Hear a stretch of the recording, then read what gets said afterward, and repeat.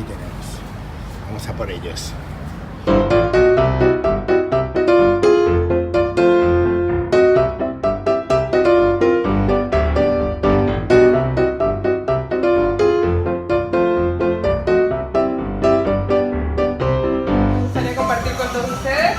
Y después los dejo que siga mis compañeros de cocina para dar comienzo al almuerzo.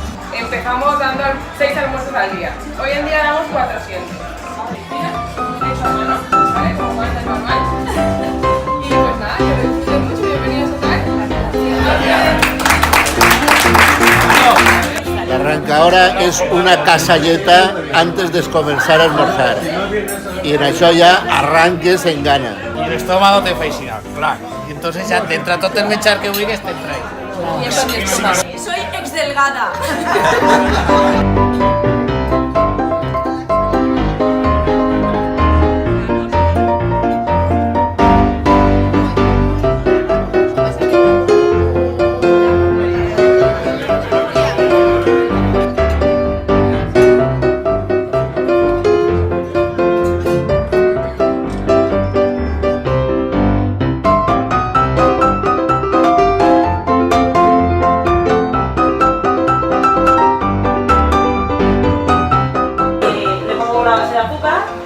Unas cortecitas de limón, que esas son las que os habéis encontrado por ahí, ¿vale?